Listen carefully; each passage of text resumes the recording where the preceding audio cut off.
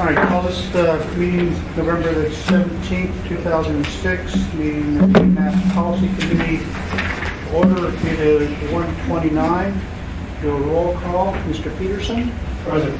Mr. Abbott, filling in for the mayor? Yes, sir. Ms. Heil? Here. And Mr. Wimbledon? Here. Okay, we have a quorum. Craig, do we have any public involvement? Sure, hopefully. All AMATS meetings are open to the public, and the public is invited to comment. If we have a business item, you'll have a presentation by staff or consultant. The committee will then be given a chance to discuss the matter, and then after that, the public will be invited to comment. Thank you. Do we have an approved agenda? Move to approve, but I'd like to propose the reordering of the action items. Public participation plan first, complete streets second, and then the unified planning work program third. Second. We have a motion and a second. Any discussion? Seeing none. There's no, If there's no objection. No objections? Okay, we'll approve the agenda with the changes that the public participation plan goes first, the complete streets resolution goes second, and the public participation no, goes the third. unified planning work program The third. unified planning program go third. We have the minutes of the October 27th, 2006 for approval. Do we have a motion? Move to approve the October 27 minutes. Second. Any changes or discussions?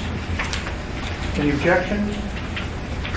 Okay, hearing on the October 27th meeting minutes are approved. Moving on to agenda item 5B, public participation plan. Craig, will you be presenting? I really will. The transportation planner will take care of that. Thank you, Craig. Okay, so we have the public participation plan before you today. It's this document right here. And we louder. Okay, this came before you last month. You should all have a copy of this. It was unanimously approved by the Technical Advisory Committee the month prior. And this Form 5B explains the process that we've gone through to work on the plan and the public participation process that we've completed in its review.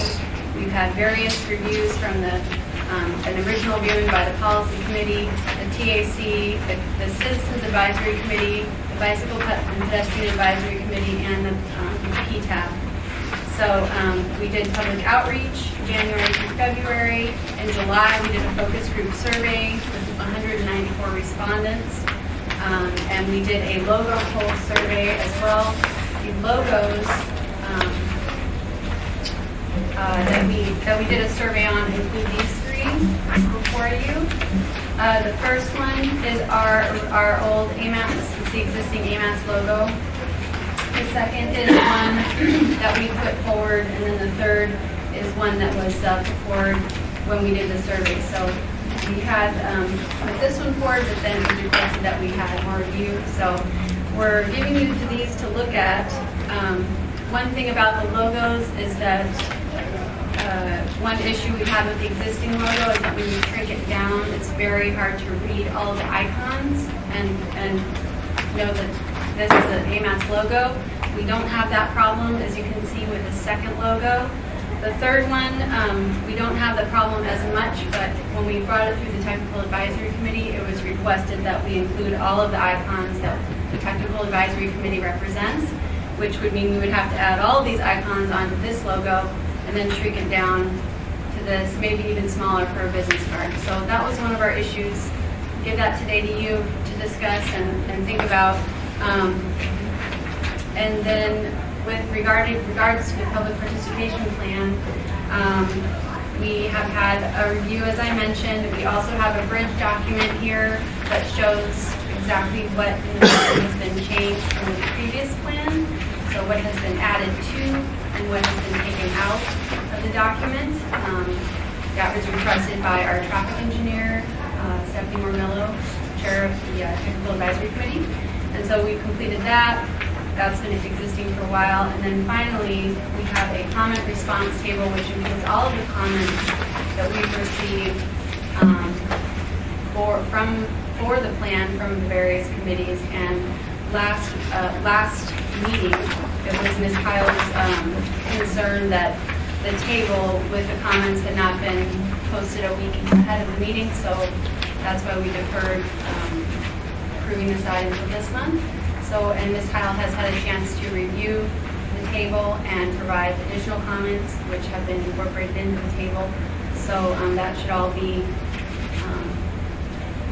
in agreement from Ms. Kyle. And do you have any questions? Any questions or comments from the board? Yes, sir. Questions. I should be honest with you, I was more familiar with the previous participation plan than this one. What are any big differences here? Between this one? So a big complaint that we had about the previous plan was that it wasn't really getting used. It wasn't very user-friendly to the public. So one thing we tried to do with this plan is just to make it much more visual, much more interactive and readable for someone who does not know anything about transportation planning. So we have a lot of graphics such as this type of graphic which shows the process. We have a lot of tables. We have maps showing where the meetings are for various AMATS committees and what transit service you can use to go to those meetings. We have tables at a glance to educate the public on all the various committees, what their roles are and when they meet. And we basically try to incorporate a lot of the information from the existing public participation plan and just make it more user-friendly, more reader-friendly, and then also incorporate a lot more tools that, since we are in a different era of social media now, we have access to a lot more tools, and we try to incorporate those in the plan. You can see the menu of public participation techniques on page 40 and 41. And we also used examples from some of the best operating metropolitan transportation organizations around the country. We also used PSRC as an example. Puget Sound Regional Transportation as an example for how they do public outreach.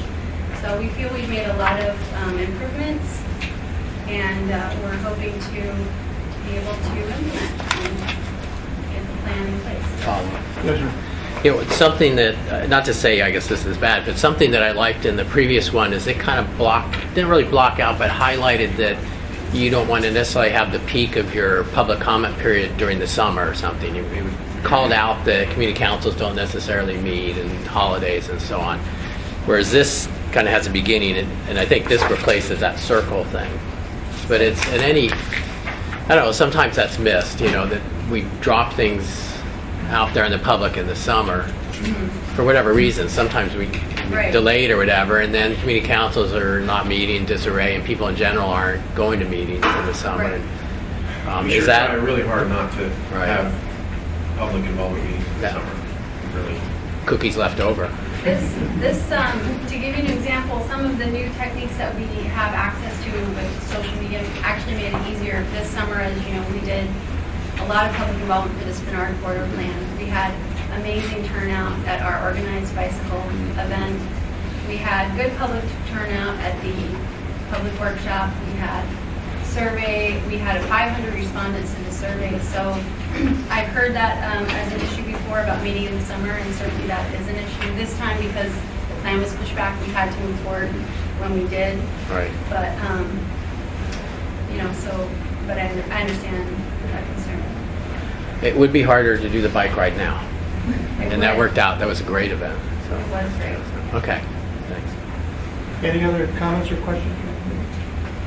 Any questions or comments from the public? Okay, what's the will of the committee? Move to approve the public participation plan update as presented by staff. Second. Any objections? Having none, the motion is approved.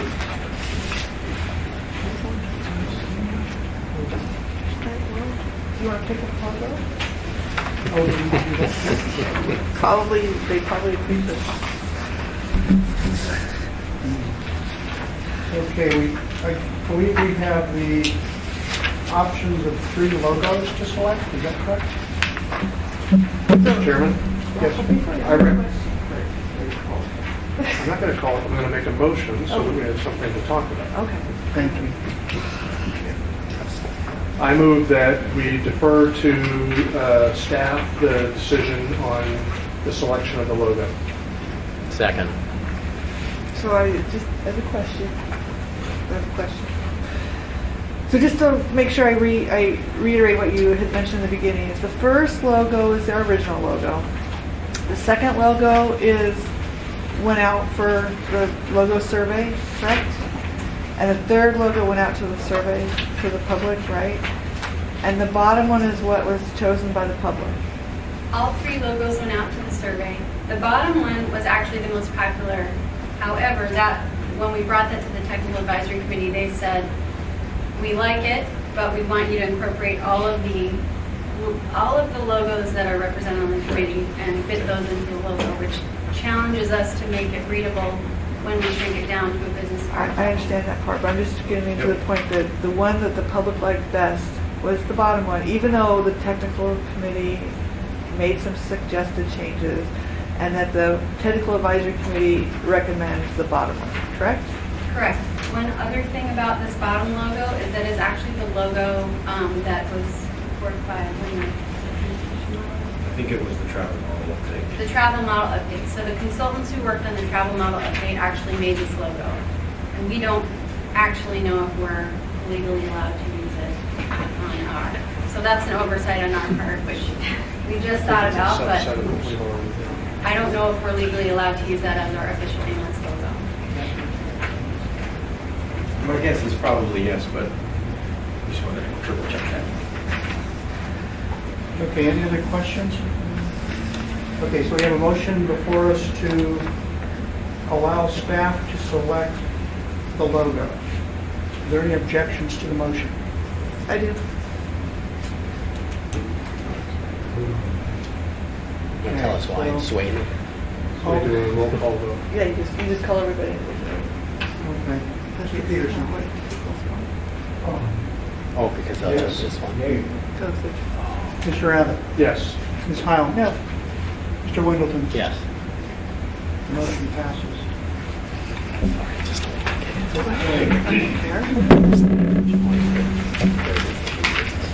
maybe they'll be swayed. Okay, we have agenda item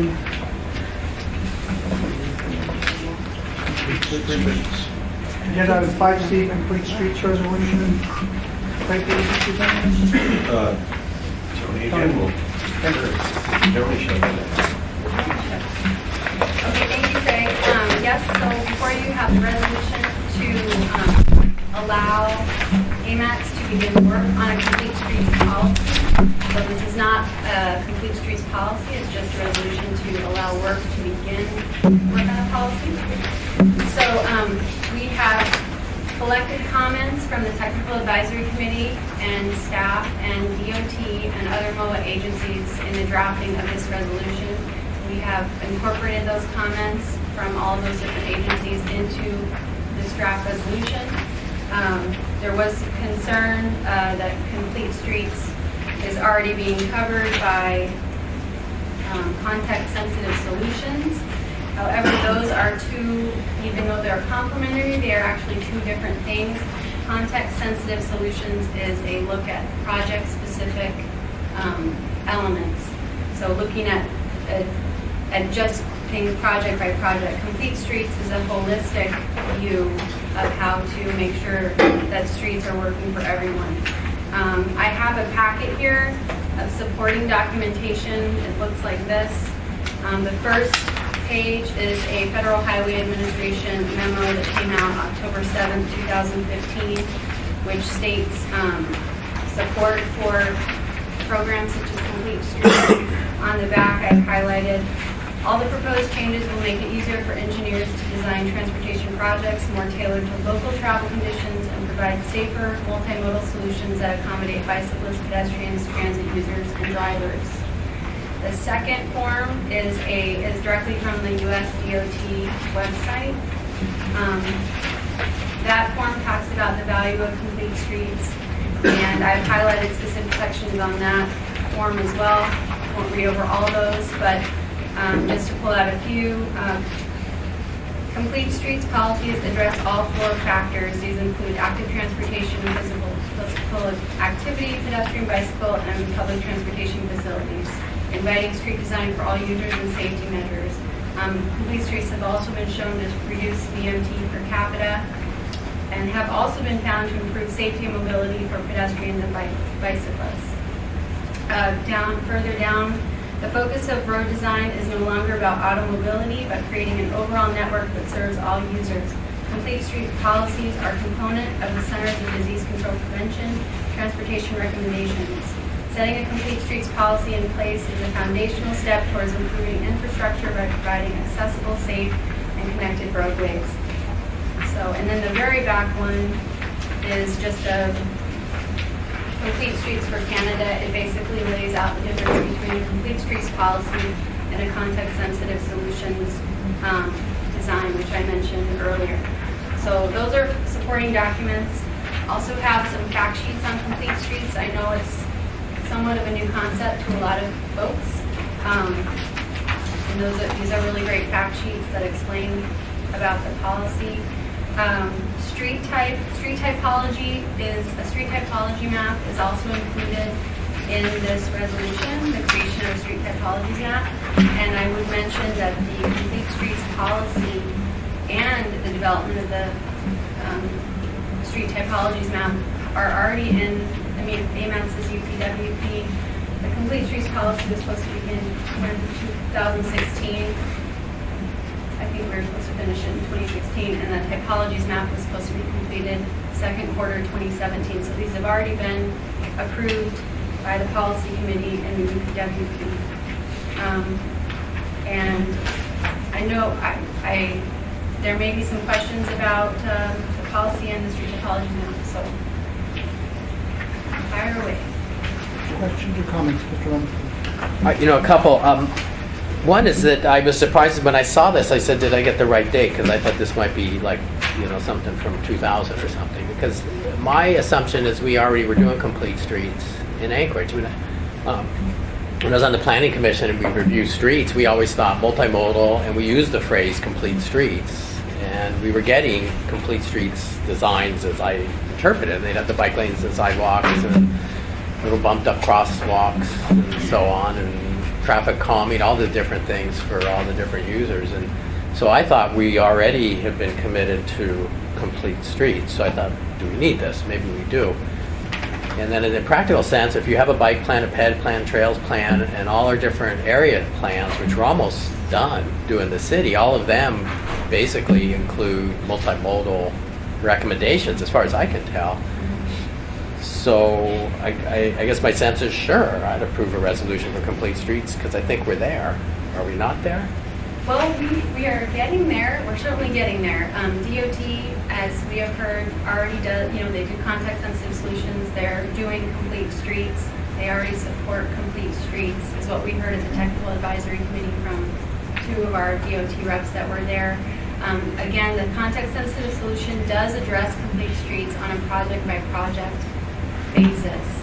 The value of creating an overarching policy allows us to work together, and we plan to, AMATS staff plans to work with DOT, MOA Transit, MOA Traffic, PM&E to develop a more holistic approach so that we can all be on the same page as to what complete streets means and how it best fits our unique climate up here in Anchorage.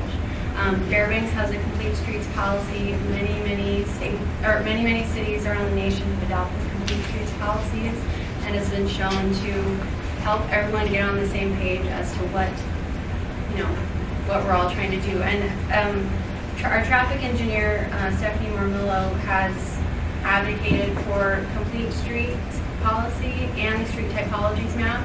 and that it will make it easier to assess a street on a case-by-case basis. I think one thing that we face opposition on a lot is that if we try to say, you know, every street needs to be a complete street, that is not the case here. Every street cannot be a complete street. So some streets that are primarily freight corridors will never serve as a complete street.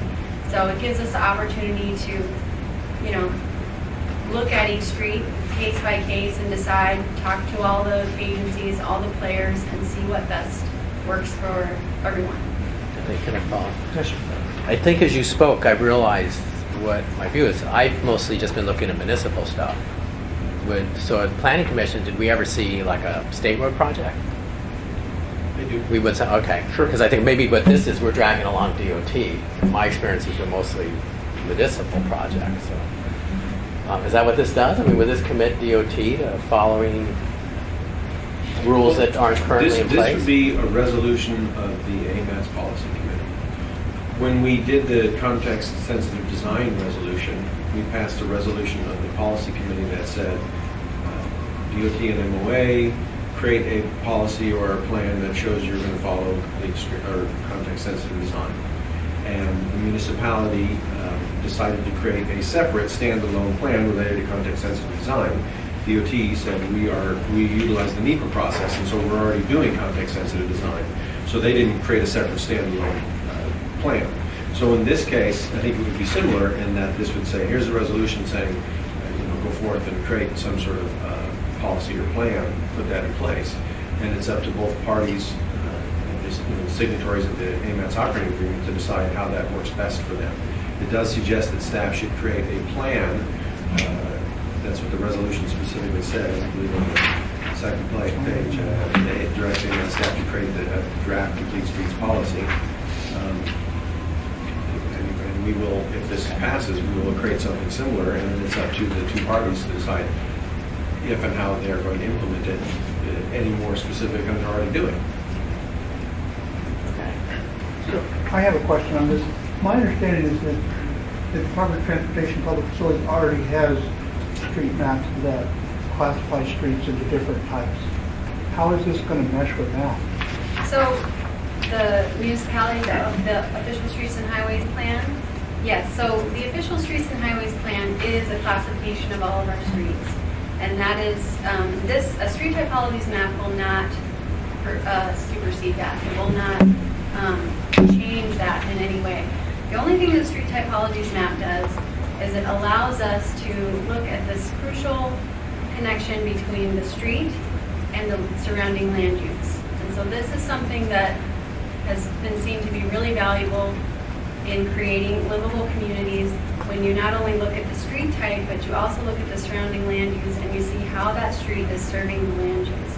So it won't change any of the street classification, but it will allow us to look case by case at each street and determine what's best working for the land use that is adjacent to that street. And again, that would be working with MOA traffic, MOA transit, DOT, all the agencies. So how much does that work cost to do? I don't know. It really depends on, once we get the approval to actually begin work on the policy, the idea is to bring a group of folks together and decide what exactly they want the policy to look like, and then figure out, how to go from there. Yeah, the map itself is just a single, one-page map. It's not expected to have a plan to go along with the street typologies map, and it's always been expected that would be done in-house just by staff and some of our GIS folks, or folks who have that knowledge.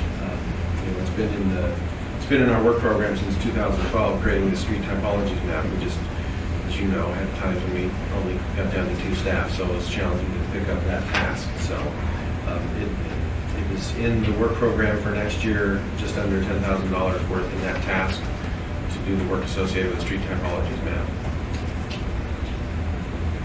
Yes, sir. Follow up on that. So we have the OSHIP for municipal roads, but the state has something else that categorizes them differently. And my only experience with that is I know a Commodore and O'Malley we had some issues, and we tried to get the O'Malley design changed somewhat, and the state said, no, we don't do that because we categorize that Commodore as one type of road, and the city categorizes it as something different.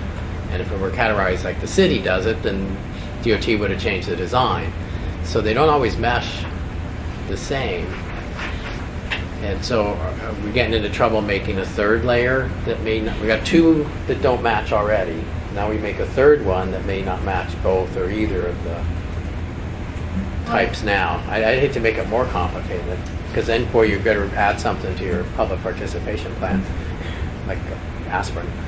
I don't anticipate this will make it more complicated. I would think this would make it easier when you have the opportunity to sit down with everyone and see what's working best. Have all the stakeholders weigh in on the development of the policy and to see where things aren't working. I mean, it certainly is difficult when we have so many streets that are municipal owned and so many streets that are DOT owned. So if anything, this gives us a chance to sit down together and figure out, Kind of follow up. Yes, sir. Well, I think Commodore is probably a city road, but the state still has it labeled as a certain kind. Has there ever been some effort to get all those in sync? So how the state categorizes city roads matches I'm not city? sure. I know that I've heard that discussion a lot, not on that specific road, but I know there are roads that were in that manner. Gut feeling would be whoever owns the facility gets to decide what the classification is, but maybe not so much. I think that's probably a city, Commodore. Sort of It's a city road, neighborhood. yeah. But the state has a different classification, so it became important at the intersection of the two. How do you get access onto it and off? So The street typology map is not designed, I mean, it's not going to supersede either the OSNHP or the state equivalent. It's not designed to supersede that. So there's a discussion that's going to happen regardless of passing this suggestion of a street typology map. The street typology map is supposed to serve as a guide for what the appropriate streetscape environment is, not the classification. I think that challenge, that discrepancy, that confusion is going to be there regardless of a street typology map, because they're talking about different things, not the functional classification of the roadway. I want to fix that problem, though. I'm with you. Can we add that to your work plan?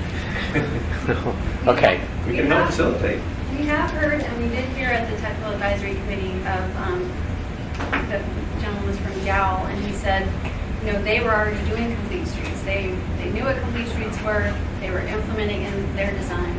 He said he would be glad to see a policy, because then they would know, okay, we're doing what the city wants.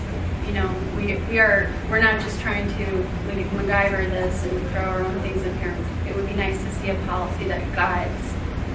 So there are a lot of firms that are trying to implement complete streets, but they don't really have a guiding policy from us saying that that's what we're looking for. I hate to suggest this, but perhaps a work session, because it seems like there's some complexities here and some nuances that I'm certainly not totally understanding, and before we move forward with this, I think I feel more comfortable with having a better understanding how I guess I'm concerned about having 3 different maps, even though they have different information. I guess my first question is, why wouldn't we have one? But maybe there needs to be 2, one for the state and one for the community, but why would we not have this information? But maybe that's because of my ignorance, and I think a work session might be a good time to roll this around and get some more information.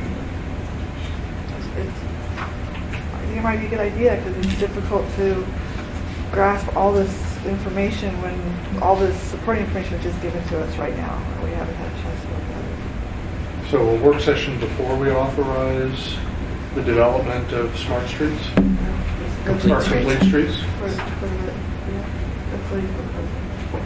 It is. Okay. Move to table this item pending a work session. I just made a motion. I'll second that and add a comment if I could. And maybe as part of that is if you could, my knowledge of the mismatch between the state and the city road classification is solely on that one road, Commodore, because I ran into that as an issue. If you guys could look for more cases, let me know. I think Stephanie's got a good grip on it. But maybe bring that to the work session too, would be helpful. Do we Okay, schedule yeah. that now? Sorry. Do we schedule that? Well, let's see if the motion passes. So we have a motion and a second. Any objections to the motion? Seeing none, the motion passes. So we're going to go to... You forgot to see if there was any public comment. Sorry, you have to see if there's any public comment before you. Even to set a work session? Because I was going to make a comment. Do you want this to be a work session just for the policy? Are you committee? from the public? I'm Ariel Ganela. I'm with DOT and PF. Right, so you're not commenting as a public member? No, but is there anyone here from the public who has a comment on it? Yeah, there's one. Yes, sir. Hi, for the record, I'm Gary Katzian with Middleton and Associates. And to follow on to the discussion, because I agree with the discussion that was going on, that you have 3 separate documents doesn't seem to provide any kind of clarity to the practitioners, both people working on muni projects, working on state projects, working on AMATS projects. And it seems like this is a great opportunity right now to combine all of those, so you don't have to look at 3 places, or you get into a project 2 months or 3 months into a project, and somebody goes, well, that's conflicting with this other document. It seems like you got a great opportunity now to bring all these 3 documents together so that there's no confusion, not only with the technical people, but the public in general. So that'd be my suggestion. Thank you. Any other comments from the public? Sure. Yes, ma'am. My name is Michelle Wilbur, just sort of a concerned citizen, and I have a passing familiarity with the complete streets as a concept, and I'm very much in favor of it. I think that, as she was explaining, it's more of an overarching instead of each road project. How do these come together to really help the different modalities get around town? So that's my 2 cents worth to go into your work plan. And it sounds like a great idea to have one map, but it sounds like what you're saying is that this street designation would be for a completely different purpose than these other street designations. So it's not that they have to agree, but if there was one document where all the road designers could go and see what these designations were and what that meant towards their work, that sounds reasonable. And maybe that would be an opportunity for the DOT and MOA to come to any consensus about disagreements. But it sounds like what you're saying, it's not an additional complexity, it's a completely different business design criteria or designation. Thanks, Mr. Chair. My name is Steve Cleary. I'm with Alaska Trails, and I wanted to say a brief few notes in favor of it as well. We recently held a active transportation summit in coordination with AMATS, and our speaker is quoted in your materials on page 4 there, Mark Fenton. And one of his recommendations to Anchorage and to Alaska, for that matter, was to have a complete streets policy, that it's good for public health, and it's really a good way to get people active in the community. And I think there are a lot of good examples, including Fairbanks and North Pole, where complete streets policies have been adopted.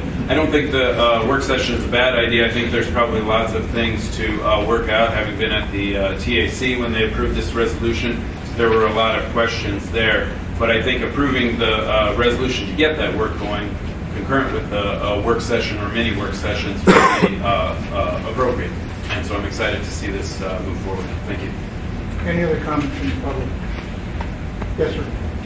Dave Neese, I'm from the Rep. Vasquez's office. I was at that same meeting. And one of the solutions that they bridged was when you have a street that you bring up to complete street specifications, the ownership transfers over to, so say it's a state street, you're rebuilding it on that guideline, the ownership transfers over to the city at that point.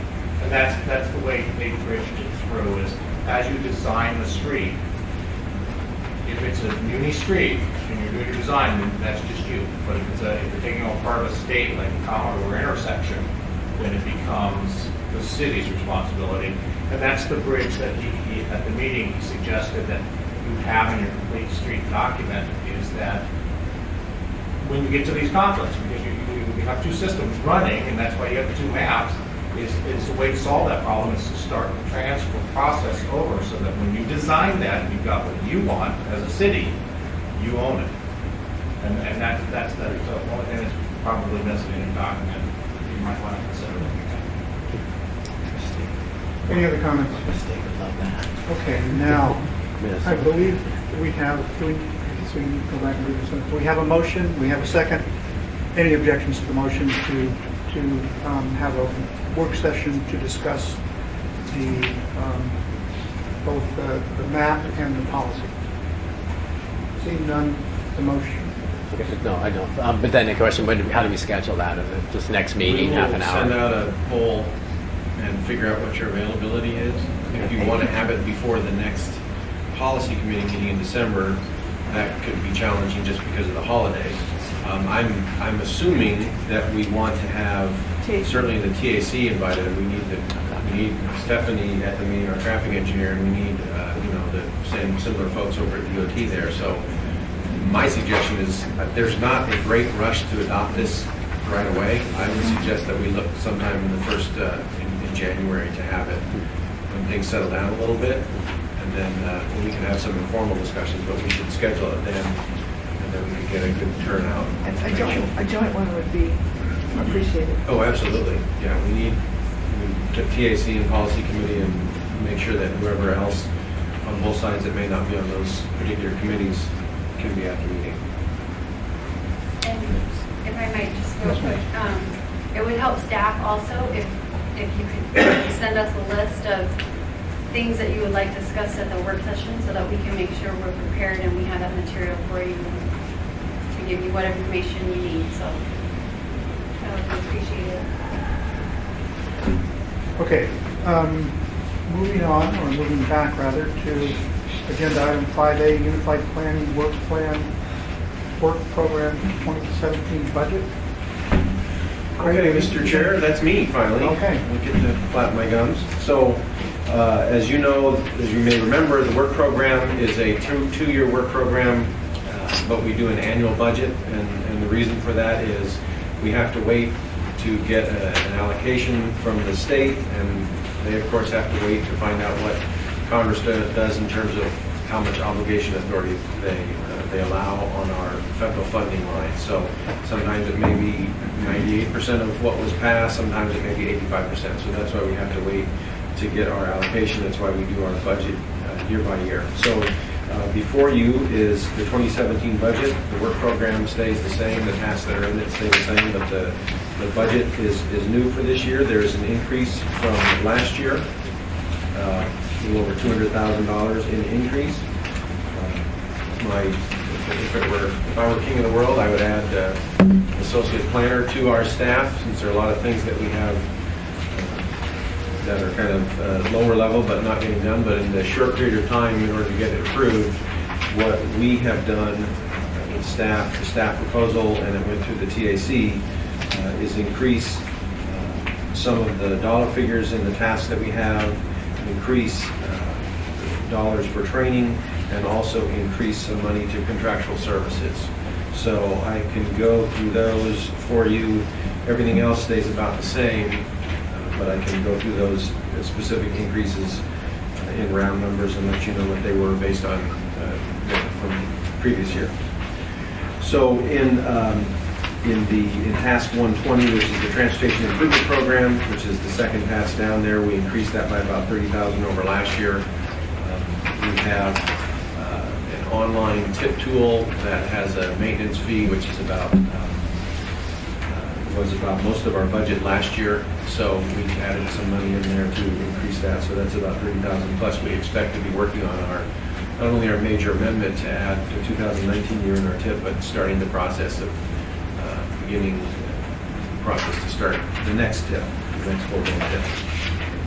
As you are certainly aware, the biggest plan that we have and the biggest task that we have is the Metropolitan Transportation Plan, which we expect to be getting underway fairly soon. We just obligated the match, or part of the match, at the Assembly meeting on Tuesday. So we expect that's going to take up most of our time. So that is increased by about $30,000 over last year, to take into account the fact that most of the staff will be spending a lot of time on that. If you scoot down to task 220, that's about $20,000 over last year.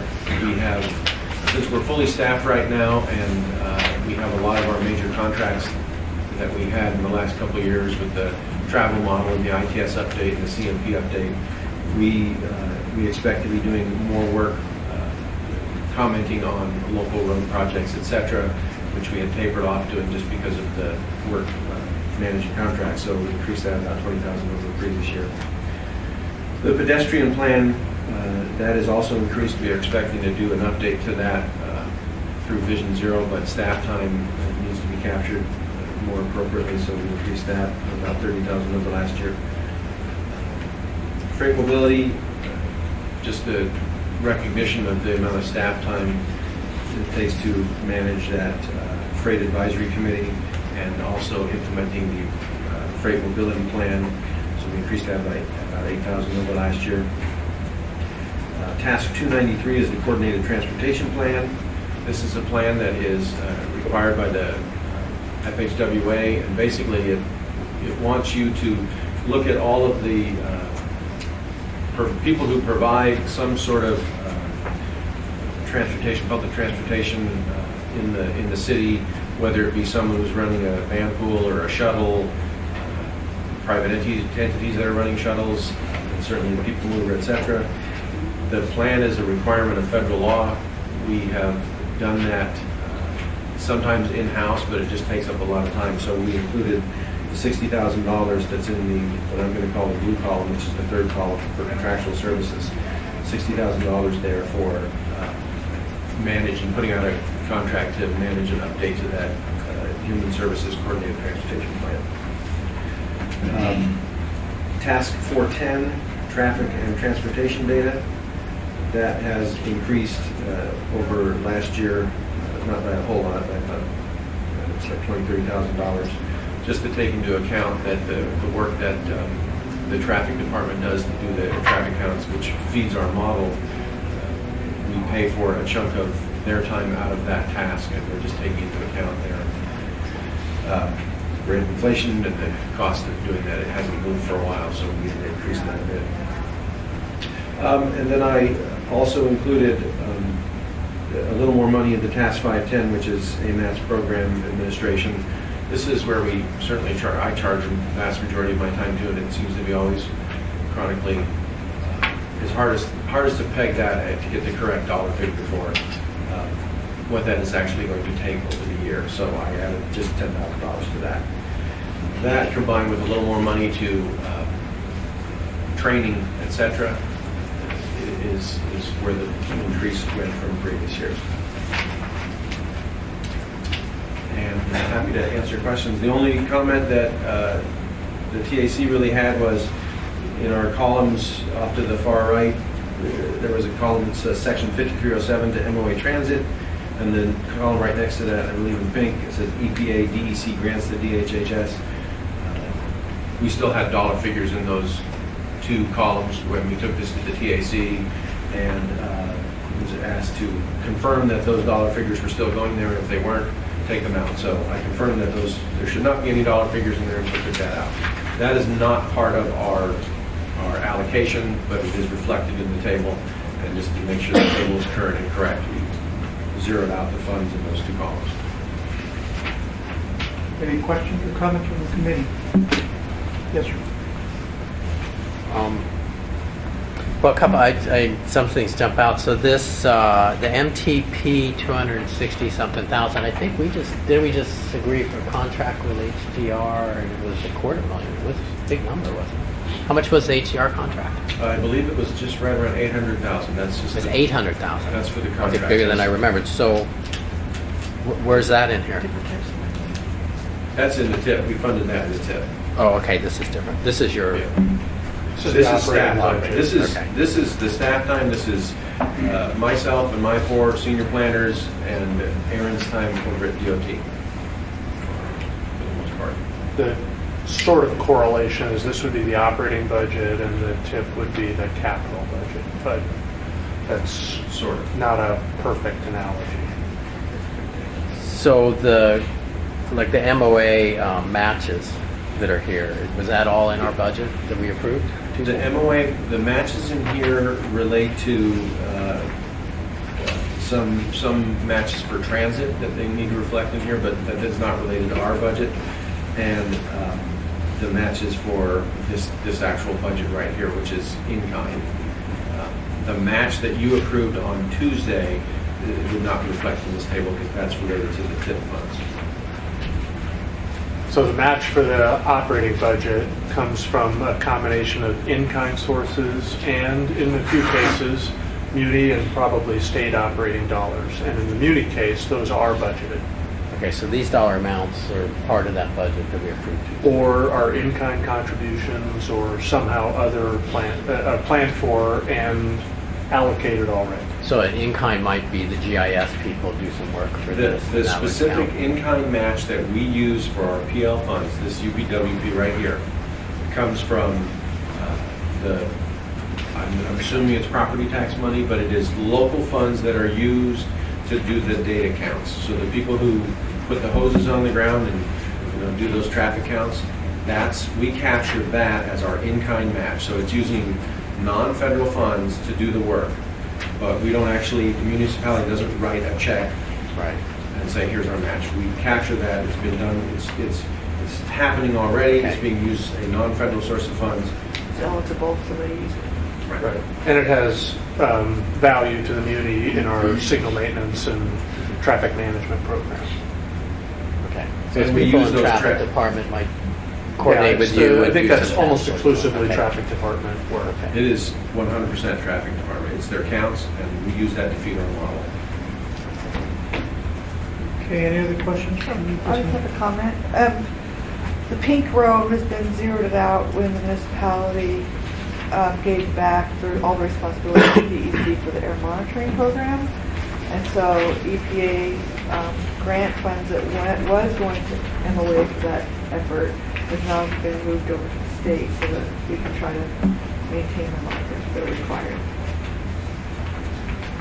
Okay, anything else from the committee? Any comments or questions from the public? Okay, seeing none, what's the will of the committee?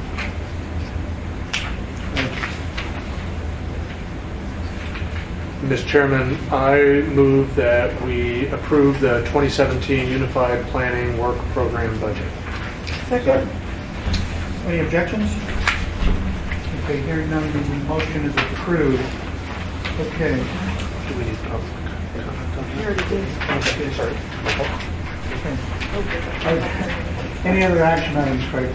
No more business items, sir. Okay, we're moving on to agenda item 6A, the Anchorage Talks Transit Update. Craig? The reason you showed up, Mr. Rudolph. Thank you. Hello, my name is Bart Rudolph. I'm the planning manager for People Mover. We were here, I think, last May when we began our initial public involvement to talk about the future of People Mover and what people really value in a system. We branded it as Anchorage Talks Transit. You may remember we did a lot of public involvement. I'll just kind of recap a little bit. Mainly what we started with is that we were asking people what they value in their system by using this kind of generic city.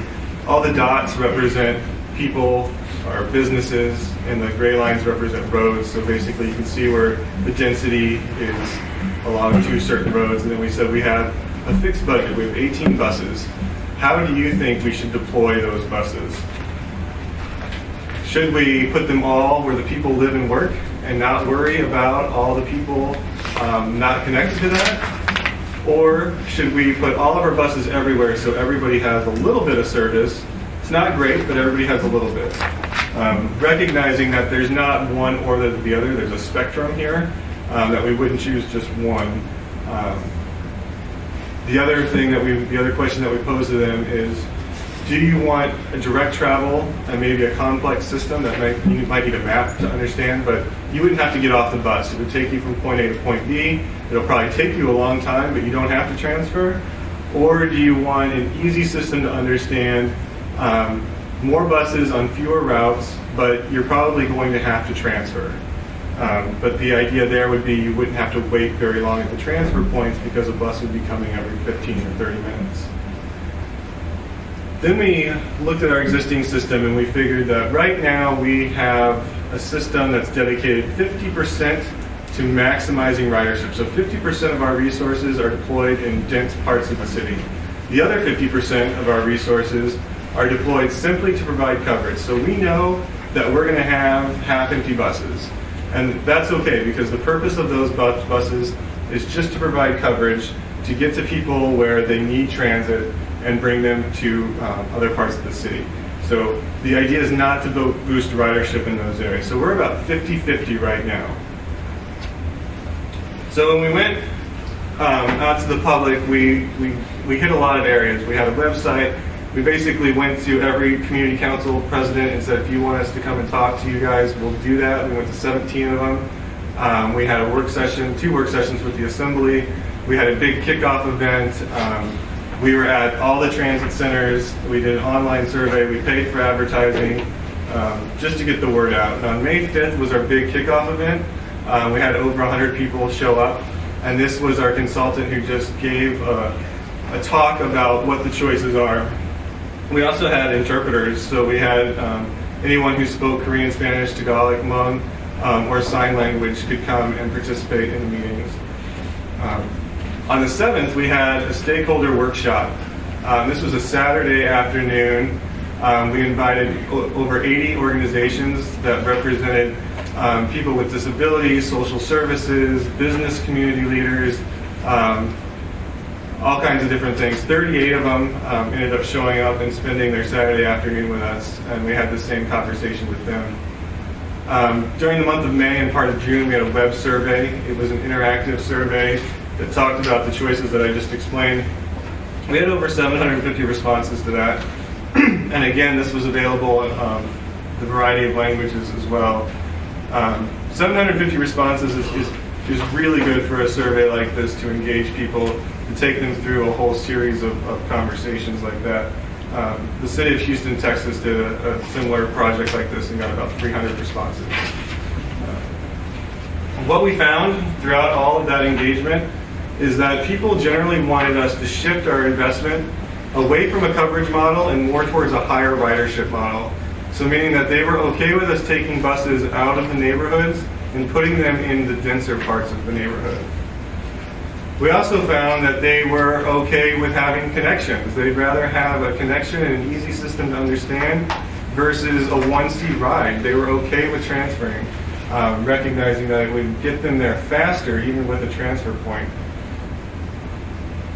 When we asked about their priorities for where we should be placing our funding, overwhelmingly said frequent service. They want a bus every 15 minutes, every half an hour. They also want service after 8 p.m. and they want better weekend service. And that was above midday service, direct routes, fewer transfers, or coverage just in general. The other thing that they said is that they're willing to walk more for shorter waits. So recognizing that if they walk a little bit further, when they get to that bus stop, the bus will be there. They don't have to walk a short distance and then wait a half hour for the bus.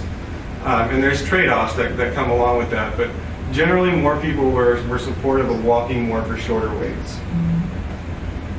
So we took all of that input and we held a design workshop with our consultant in-house, recognizing that we had a fixed budget, so all of what we came up with is realistic. Our budget's not going to grow. On Tuesday, our budget was cut again, so we know that we're not going to get more money that we had, and the model that we have right now really isn't that sustainable. So we have to come up with a different solution. So we came up with different concepts. This is our existing network, and I showed you this when I was here in May. The green routes are routes that come every hour. The blues every half an hour, and then there's a pink route in there that comes every 20 minutes for some of the day, and that's the Mountain View 45. We show it like this because a lot of times when people see transit routes, when they cross each other, and it's just showing as the Route 1 crosses the Route 75, they think, oh, I can transfer there. But when you look at it like this, if it's two 60-minute routes that cross each other, that transfer may take you upwards of 59 minutes if you get there right after the bus passes. And it's impossible to time transfer every single one of these locations. Up at the top, underneath the existing network, you can see that right now we operate from 6 a.m. to 10 p.m. on the weekdays, and on the weekends we operate from 8 a.m. to 6 p.m. And then on the weekends, all of our service comes once an hour, so all the lines are green. And then we do have a Route 102 that goes up to Eagle River just during the peak hours. That service has been trimmed back over the years, so it's just peak hour service right now. One of the concepts that we came up with, we call the 80% ridership alternative. And it means that we are now spending 80% of our budget focused on gaining more riders. And that means that we spend 80% of our budget on 15-minute routes and half-hour routes. The red lines come every 15 minutes, the blue lines are every half an hour, and the green lines are still every hour. Now in this concept, most of our stops are still served, except for where we went into the neighborhood. So all of our bus lines now are operating on more of the arterial collector level streets and not on the local roads. People are going to have to walk a little bit more, as they indicated that they were in favor of, but they would be within proximity of a 15-minute route or a half-hour route. In this scenario, the Route 102 to Eagle River does go away. The 100% alternative, the second of the two concepts, this means that all of our resources are spent maximizing ridership, which means that we are only trying to operate in the densest parts of the city, trying to increase ridership. So there are virtually no hour routes anymore. We do have one green route you can see that kind of goes down Jewel Lake, across Diamond, and up Lake Otis. That would be like a feeder route that we would operate with our Anchor Rides 13-passenger buses, the shorter, smaller buses. And the idea would be that some of those people along those corridors would still have access and would like a bus to take them to the more frequent network. So they could go to the Diamond Transit Center, or they could go directly to a 15-minute route and get connected to the system. This one gets out of the neighborhoods even a little bit more, and the 102 is still gone. I should note the service hours. I'll go back to the 80% real quick. Weekdays, this one now goes from 6 a.m. to 11 p.m., and on weekends it's 8 a.m. to 7 p.m. Routes are every half an hour on the weekends here. On the 100% ridership, we do even more. We operate from 5 a.m. to midnight and 8 a.m. to 7 p.m. on the weekends.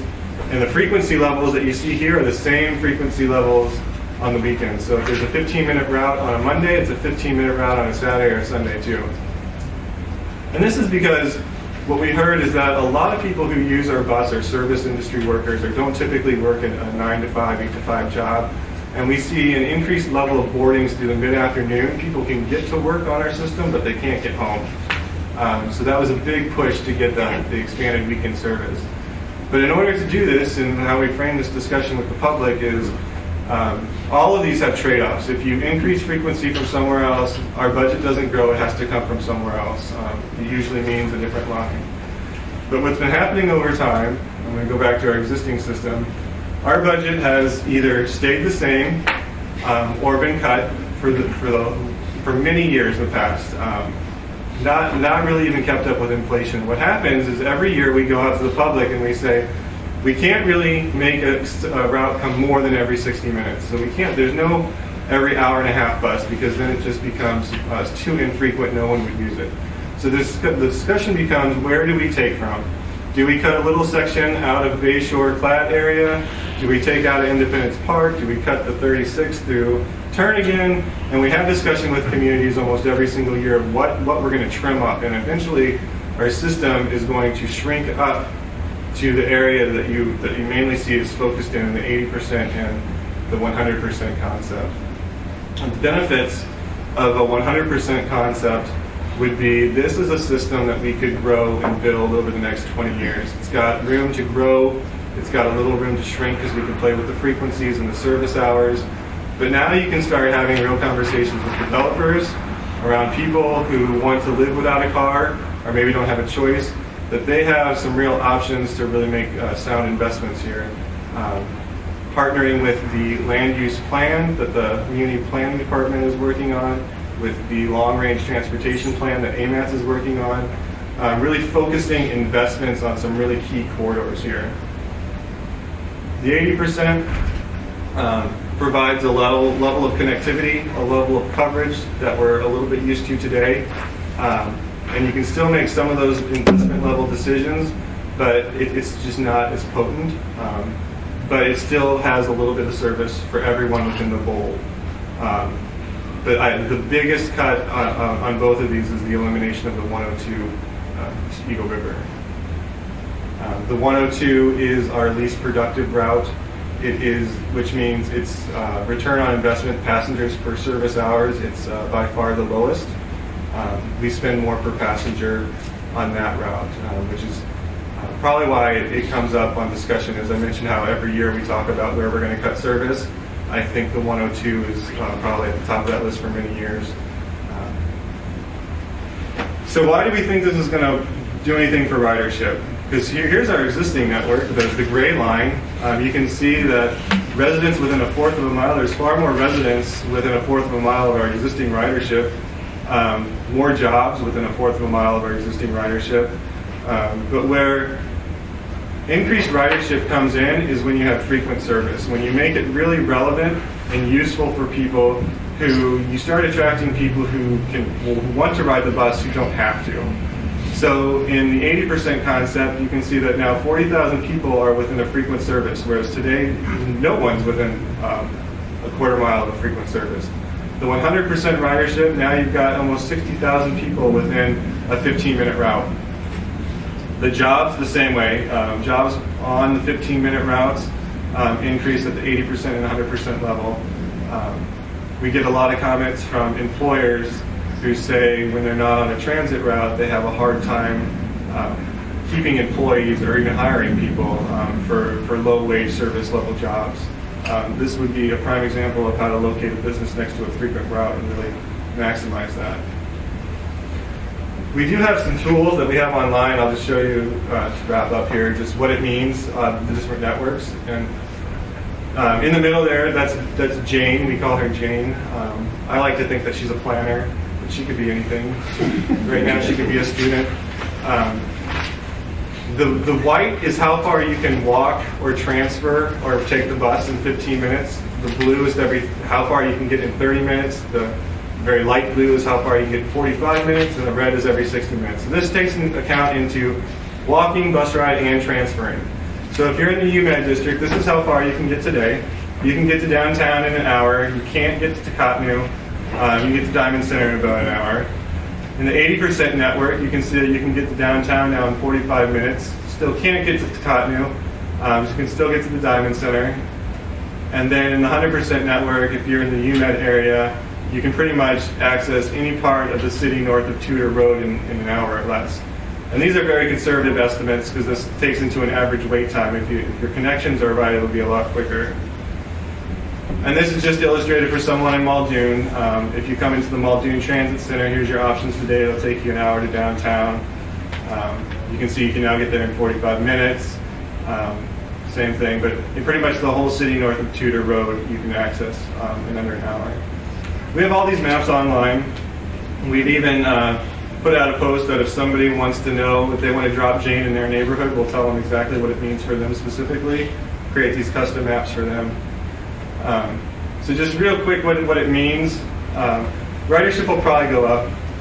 People have more opportunities in a shorter amount of time, so you don't have to spend 2 hours to get to work. Maybe you'll only spend an hour or 30 minutes if you're on a high frequent network because you don't have to wait every hour.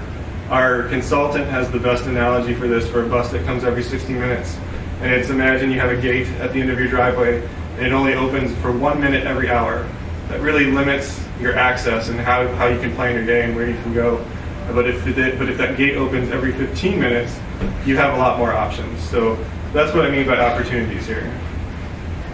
The number of people and jobs on a frequent network, which means every 15 minutes, increases dramatically. Our frequency correlates with ridership. We'll talk about routes that have been cut over the years, and that's why they have low ridership, because they have a skeleton level of service just to provide the coverage.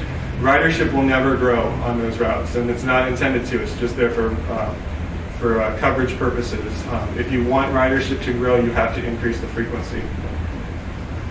Some areas will be unserved, but these are low-density areas. There are less jobs and people in those areas than geographic area might represent, but there will be areas that are unserved. The network gets simpler. You don't need a bus route map. You don't even need to plan your trip on Google Maps. You walk to the bus stop. Bus is coming every 15 minutes. I mentioned that we're working with the planning department on the land use plan, identifying transport corridors, working with AMATS, having conversations with DOT even on what it means to operate different levels of service on different roads. You know, it ties into the complete streets and street typologies that you guys are talking about. If we know what those routes are, we can start targeting development and road designs for those areas. And I also mentioned that this is kind of a backbone for the next 20 years. Instead of incrementally cutting our existing service here and there, now we can have a backbone that we can grow over the next couple decades. So summarize real quick. 2 concepts were released to the public this month. We have a public meeting every day this week. Had a very lively discussion in Eagle River last night. I know some people are here today. We are in Fairview today. We're going to South Anchorage on Saturday. I don't know where we are tomorrow, but we are someplace tomorrow. And we have web outreach during all this time. In December, next month, we're having what we're calling PTAB comment sessions. Basically, the members of our Public Transit Advisory Board will have 6 meetings, and it'll be a place where people can provide public testimony in a very formal setting. They can get up, they can state their piece, it'll be entered into the record, and the PTAB will be there to listen to them instead of having to rely on them reading all the comments that we give them. Now they'll actually be hearing them. So those meetings are being set up now. They're going to be somewhere within the 5th and the 17th. I think we're just waiting on to finalize one more location, and we'll put that out. We did the same thing we did before. We went to the Federation of Community Councils last night and said, if anybody wants us to come to their community council and have a meeting with them, we'll do it. So we'll get those scheduled in December. We have an assembly work session that we're planning in December, and we're going to have one with the planning and zoning as well to keep them in the loop. What we hope to have is have all this summed up in the end of December. We'll use January to spend the time of mulling over the comments, seeing what the public will weigh in at, and hopefully putting together a preferred concept map by the end of January. So that's our tentative timeline for where we are now. Our website's at the bottom. Colin is here somewhere probably in the back. He's kind of the day-to-day guy. He probably knows more about this than I do. Any questions? That's all I have. Committee, any questions? My turn. A couple, we're working on the Spinard Corridor Report, which is using transit-oriented development funds or something specifically, but we've got 30 minutes on here, so I think the concept there is at least 15, or at the least 15-minute headway would be typical. So that plan will come out, it'll recommend 15 minutes, and you've got 30. How do you? So that's the discussion that we need to have as part of this. None of these routes are kind of set in stone as you see them on the map. They're kind of planning level discussions, but increasing the frequency along Spinard would be something that we would need to adjust to this. So, but fixed budget, what kind of impact would that have It would mean elsewhere? that something else would have to go to a lower frequency, or we'd have to cut out somewhere else, or adjust the service hours. So if that plan recommends 15-minute headway, is that the right term? Yeah. Okay. You follow that plan and figure it out, or do you say, well, we'll try, or how? What would be the I think process we there? work towards that as a goal. Okay. We look at how ridership increases, and we adjust our resources, as needed. It's likely that virtually any corridor plan that we did would recommend 15-minute headways. So we happen to have done Spinard. Yeah. So that one Sure. says 15. If we did Tudor or Lake Otis, 15 minutes is sort of the magic number Right. when it comes to really stimulating transit utilization and getting people to where they would, you could reasonably expect them to drive less and use transit more. Well, it goes both ways, though. If the plan comes out and says 15 minutes, and we can't do that, you've created an expectation. So you kind of want to make sure the plan said, we will strive for 15 minutes, and these are the criteria or something. I think it would be a recommendation to have 15 minutes. Right. You don't want to say 15 and then look like you're ignoring it, though. Yeah, in hopefully the reality, plan it will is. not, will make it clear that it is not building a commitment from the transit department for any specific outcome. It's Okay. physically constrained. There you go. Hate that word. So can I go with some other? Take turns. Go ahead. So some of the routes, a lot of these routes that would be abandoned, say in the 100% or even the 80%, have some pretty nice bus stops. What happens to those bus stops? So all the amenities at the bus stop would come back into our inventory that we rotate out as, people hit them or things like that. The actual pads and things would probably remain just as they are, like along C Street where we used to operate, so that we do have the ability to grow our system in the future without having to start at ground zero again. So the cover and the light and the Yeah, the fence lights will goes away? stay, but the shelters and the benches will all go into our inventory. We'll keep them as reserves. You remove them. Yeah, we'll remove them. Because otherwise people will be standing there for a day. Correct, yeah. Okay. We'll remove all our signing and all that. And, we'll give enough 6 months lead time at least before we make any changes, so we'll have signs posted at all roads. So those are bought with largely federal money. Did the feds say give them back? Is there any implication there? So there's a useful life for some of that stuff, and we're looking at that now. But we think if we reuse it within our system, it won't be a problem. A couple more. I represent South Anchorage. Not treated very kindly here. I understand a lot of us, we all have cars anyway, multiple cars.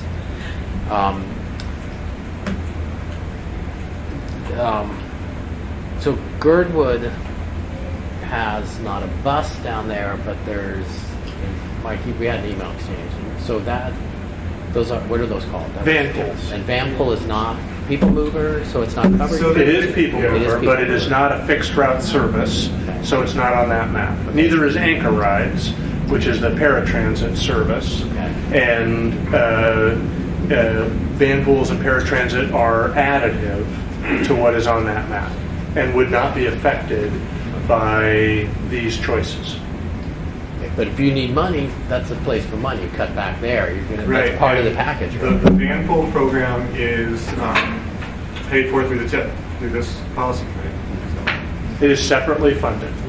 And although that funding could shrink, I don't think the muni expects to ask for less from that. We would love the van pool program to be in a growth mode, but it's sort of driven by demand. We do have the opportunity for the first time to grow our van pool system. We changed vendors. We were capped because of the funding limitations. We restructured our contract, got a new vendor, so now for the first time we can look at growing our van pool program. So one last one. You said that the routes cut generally are less dense areas, but Independence Park is generally very dense, and it's designed for walking. It's got all those elements, and you take the bus away, it seems like a darn shame. Man, Independence Park, if you look at it, it's ideal for transit. Just what you said, everything. It has all the potential for high ridership, and we don't see it. We don't see it on that route. It could be the way the route's designed, but we just don't pick up a lot of people through Independence Park. But we have a transit propensity heat map that shows where transit ridership would be the highest, and Independence Park stands out. South Anchorage like a sore thumb. I mean, it's just, but yeah, it's That very and odd. sort of Jewel Lake and 88th are the two significant hotspots that should be good transit spots other than the Diamond Center south of Tudor Road. And as you can see on the 100% route, we are proposing some level of service to Abbott, which would be within that half mile walking range from Independence Park. About a mile, though. I mean, you're a mile if you're at the south end. If you're at if you're down on Commodore, Commodore and O'Malley, then it's close to a mile. I'd hate to see that go, but I mean, I understand that. If you could just make me feel better, send me those numbers. I can see Just so I know. And I'll be there Saturday. I suppose you'll have this stuff. I mean, Saturday, like a wait for bus service in South Anchorage. I'll be there. What do I wear? All You can black. ask the Eagle River people. Okay, any other questions or comments? Good, thank you. I just have one. That what Bart didn't put on the timeline slide was that the mayor's direction is that we have a new system, assuming that there's public support and all of that, in place by August of 2017. So if this rolls through, if we stay on track, if there are if the public support for this continues to be strong, then we would make decisions in January, and we would launch in August of 2017. So that's the sort of the end of that date, or the end of that path, assuming we still want to be on that track. Any other comments from the committee? One question maybe for Mike then. So the mayor is leaning towards what? His personal preference, without sort of seeing, I mean, he will be influenced by the public comment, by the Public Transit Advisory Board, et cetera, but the higher the better. 100%. He certainly, yeah, I'm not sure he thinks we can necessarily get to 100, but probably north of 80. And that's what, it's not 80 or 100 purely. Right. There will be options inside of those to adjust. And as, to use Dave's term, fiscally constrained, we are assuming that we will get no extra money for the service change that we're proposing. So we could be pleasantly surprised in the next couple of years. If ridership does grow, that will improve the fare box revenue. We're not assuming that in 2017. And our consultant and others have told us that it may take more than a year before ridership significantly reacts to the improvement in the service. But that would be a source potentially of either reducing the tax support for the program or adding service and turning more 30-minute routes into 15-minute routes, et cetera, or pushing the route map further south or east. Sure, okay. I have another question, but I think Pete does, if we have time. Thank you, Mr. Chairman. Is this the last? And Is this the last? so Yeah. we talked about Tacotney Commons at one point. Now, which route? Is it number 5 that goes to Tacotney Commons? Yeah, so the number 5. Don't get hung up on these numbers either. Yeah. They're just for Bart to keep track of stuff. They're not for anybody else. Yeah. Renumber, in the brand once we figure it out. We'll think of some numbers that make sense to nobody other than Bart at some point before we're done here. Because I do hear from people that take the bus to work but have to catch a ride home with fellow co-workers because the bus service closes down, and there are businesses out there that are open till midnight or so. And that's why you'll see the vision, at least in the 100% map, would be to have 15-minute service to Tacotney for 16 hours a day, 17 hours a day, 19 hours a day. So that would be, Tacotney would be very well served by the 100% model. All right, thank you. Question? Tied in with that is Tacotney is very well served, and when they built Tacotney, there was no bus service, of course, out that way. But it gets you to that. Should Tacotney Company Mall developer Siri be paying towards bus service for their development? And a comparison is Girdwood has a bus service that they have got federal money for, largely, not mostly, but significantly paid for by Alaska Resort because it serves them largely. And in this case, that bus extension there serves that mall for their businesses and their employees there. I want them to cough up. I think that's a great point. And I think when you have a system like this where you can just say what the benefits are for a transit system, and you can have those conversations with businesses because they now see transit as a plus for their business. Same with areas that we're getting out of, like Centennial Village. We can have discussions with them about how maybe we can work on a shuttle or something like that. But, So can you delete that extension to Tacotney, and when they complain, say, let's talk? have that discussion. I believe their argument would be that they're paying a lot of property taxes. So does Alaska, though. They do. Well, get them there, get them hooked, and then go, okay, we can. Oh, they're hooked Right. now. Right. We would look to them, as we have for the Diamond Center, for instance. That area will soon need some form of not a transit center per se, but it will benefit from the development of some form of a shelter and sort of a point that the transit facility can use. And we would expect the facility owner to contribute to that. Because it also serves the VA Center and Bartlett High School. ASD students get free rides on the bus as well. Native Heritage Center to a certain degree. Good, thank you. One other comment.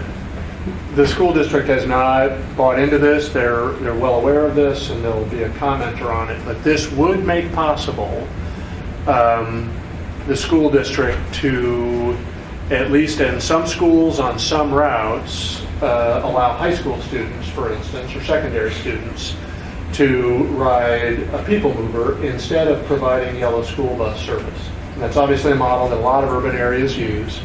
We don't use that in Anchorage, in large part because our people mover service does not provide a satisfactory alternative. But that could be, Bartlett and East in particular, would provide an option for them that does not currently exist right now. Which option? 80% would do that? Well, yes, but certainly 100% more. But as you can see, East High is at the corner of two major routes there, both with 15-minute headways, and so you could access almost all of East High's attendance area with people mover buses. Now, the capacity would not cover it. I mean, East High right now has somewhere between 1,000 and 1,300 kids riding buses to school at 7:30 and then leaving at 2 p.m. And we can't put that kind of capacity on those routes. But they also have a lot of kids that show up 45 minutes late because they don't have first period, or they stay after school, which is the more common paradigm for sports or other enrichment or other things. And that is an area where people mover could be a useful alternative.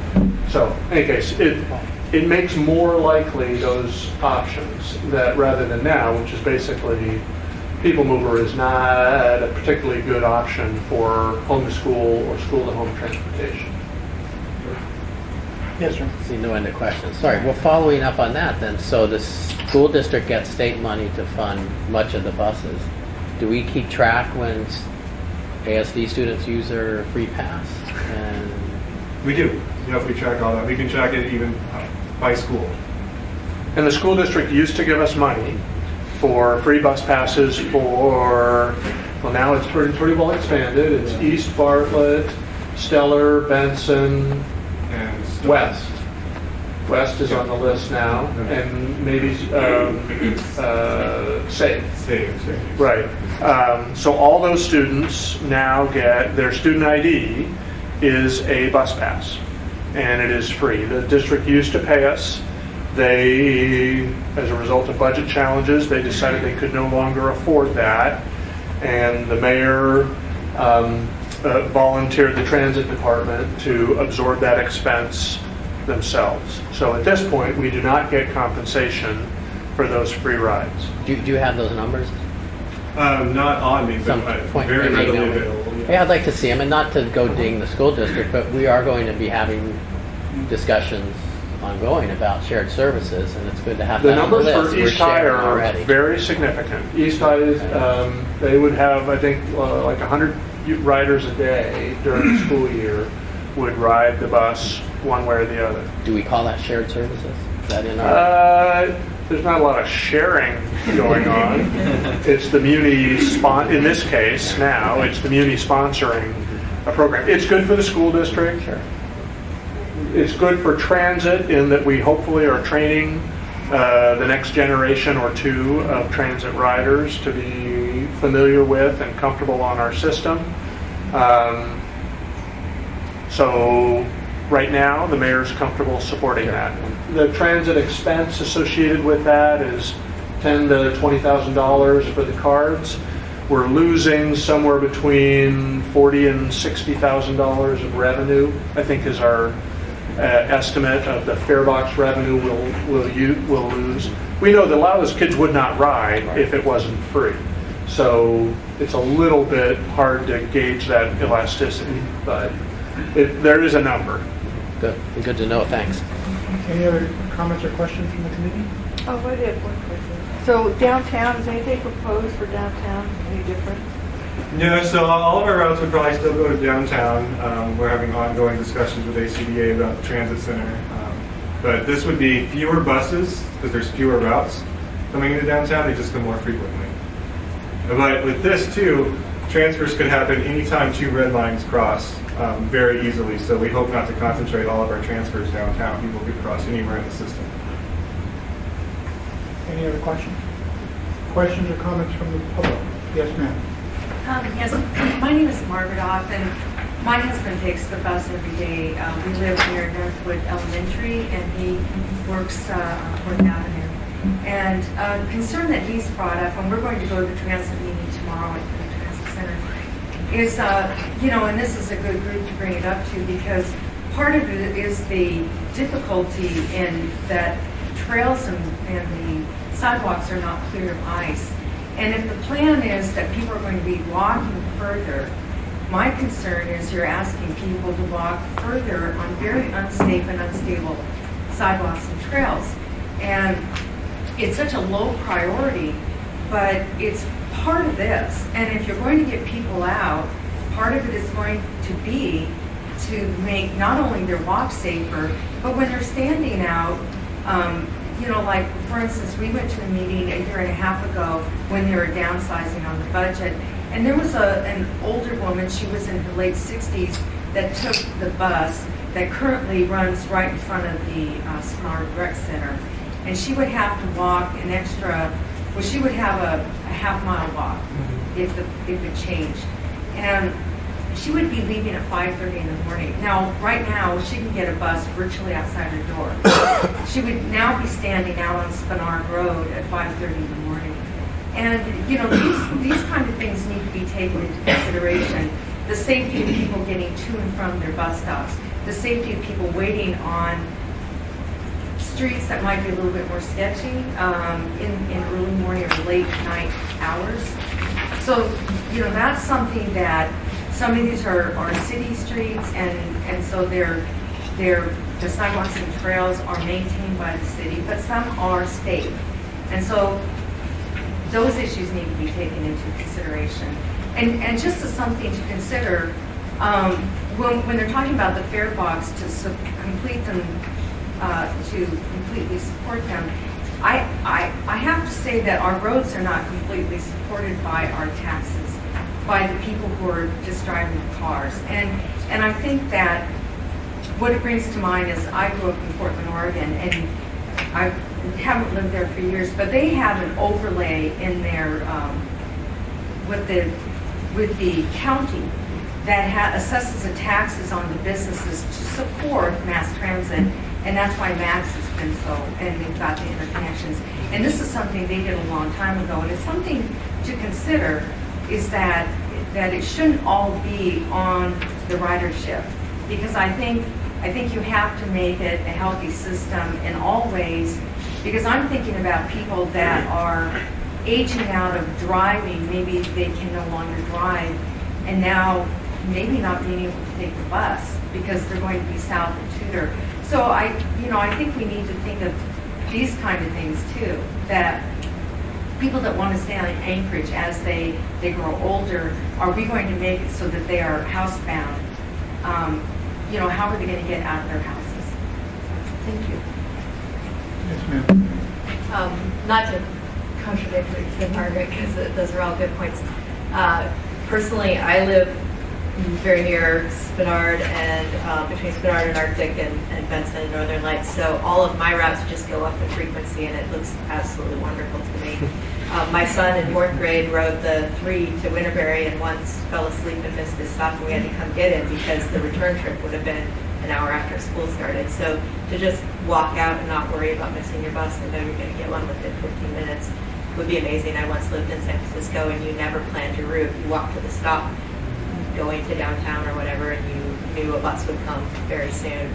And so to be able to do that would really change the behavior of somebody like me that's more of a discretionary rider that may be choosing to do it but not have to do it to get to work.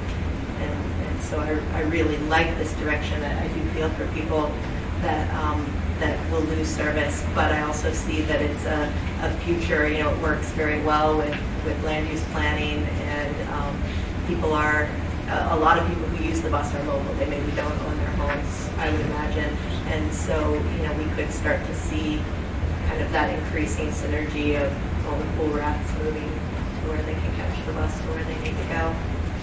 Kind of an increased sense of community and core in parts of Anchorage. Any other comments or questions from the public? Can I make a comment as a public member? If you're on DOT, I'm Aaron O'Neill, public member. I'm very encouraged by what I see here for transit. As a new, I'm looking for a home, and this here is going to kind of feed into where I purchase a home, because I'm looking to have to not use my car everywhere I go. So I'm very happy to see this, and I want to say good job to People Mover. Bart and Colin have been very, very good at getting people involved in this and getting them informed. And say good job for the Muni for being able to look at this and kind of move forward to a more, what I look at as a live, work, play city. So I'm very happy and encouraged to see this. So thank you guys. Any other comments from DOT employees who are public? Any other public comments at all? Sorry. Okay, are there any other informational? Can I ask a quick question? What percent of the transit costs are paid by fares? About 20%. About 20%. So we would never expect fares to cover the complete cost. Did you, Beck, you understood? You knew that. I mean, you knew it wasn't all paid for by fares. Oh, no, I understand that. Yeah. I think ours is a relatively high non-fare contribution for transit systems. Peterson. Thank you, Mr. Chairman. So even though if we switch over to the very frequent every 15-minute bus routes, the People Mover is still going to keep the app that you can get, so you can tell and check exactly where the bus is and how many minutes out it is and that type of thing. And you still keep that. We'll still have that, and then the next step after this is just to look at other things like mobile ticketing and more things to do for app-wise. Thank you. Okay. I don't think I have developed the public again for comments. Nobody's done that. Bart, thank you very much for your presentation. Okay, any comments or questions from the committee? I have a comment. Just let everyone know that DEC's Technical Advisory Committee representative is moving to a new program, so I will be wearing dual hats for a while, and we'll do the TAC and do the policy committee for the foreseeable future. Really? Yeah. Anything else? Any comments or questions or from the public? Yes, sir. Is this under number 8 down here? Public comments, but there we go. My name's Tom McGrath, and I went to the Spadar Community Council meeting a couple weeks ago, and DOT was there and gave a talk about an overlay and handicap access improvements on Minnesota Drive from Seward Highway to Tudor. Repaving and handicap access, right.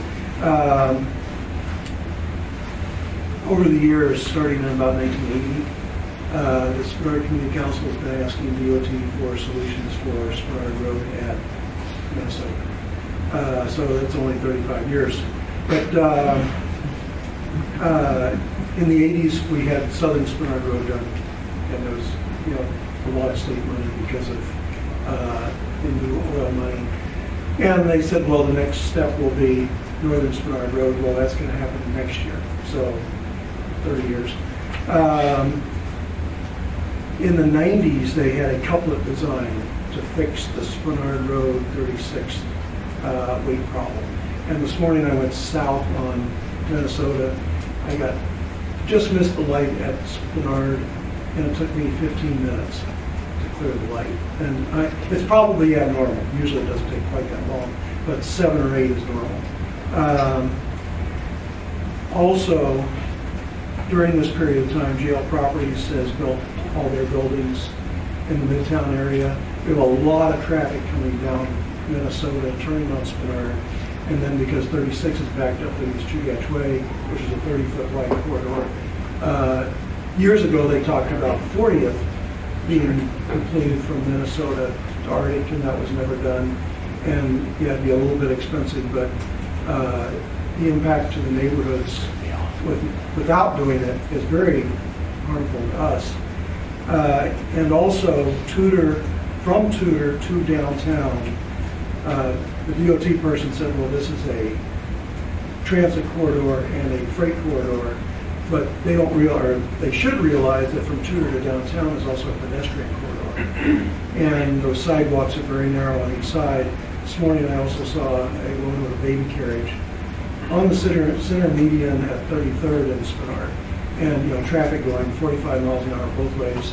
And this lady, hopefully she made it across the street. I haven't heard anything, so she probably did. But, so I would really love to see somebody take this and say, someday we're going to fix it, because I've gone to the state presentations over and over the years, the city presentations over and over the years, and seen the couplet idea presented, I don't know, a dozen times, but nothing ever happens. And we get a person coming to the Spinard Community Council and says, this is what we're going to do. Well, what about these other problems? Well, too bad for you. So somehow there needs to be a working group that says we need to solve pedestrian problems from Tudor to downtown, and also solve the problem of Spinard and Minnesota. Thank you. Thank you. Any other comments? Yes, ma'am. Yes, hi. I'd like to tie into that also. My chair has asked me for the Spinard Community Council to mention that one of the concerns that we have is just the attitude that Minnesota is just to move traffic, just to move motorized vehicles. And as Thomas said, there is a concern, because I worked on the West Anchorage District Plan. Originally, the planners for the Muni had set the town center. It was moved over towards Minnesota, and the Aurora Village was going to be the western part of the hub. And everybody realized that nobody can really access that safely. And so it was moved over, and so now it's more around Spinard and Northern Lights to Fireweed, that area. And it made sense, because that's an area that people feel safe walking, bicycling, and everything, so you can grow it out.